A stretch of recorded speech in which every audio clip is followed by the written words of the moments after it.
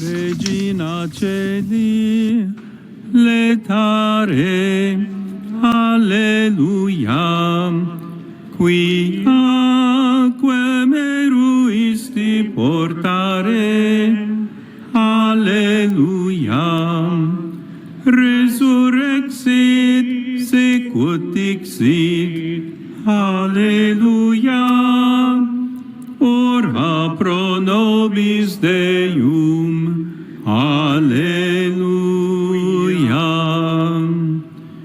Gaudi et letare Virgo Maria, alleluia. Quia surrexit Dominus veri, alleluia. Oremus. Deus, qui per resurrectionem Filii Tui, Domini nostri Iesu Christi, mundum laetificare dignatus es, presta quaesimus ut per eius genetricem Virginem Mariam, perpetue capiamus gaudia vitae, per Christum Dominum nostrum.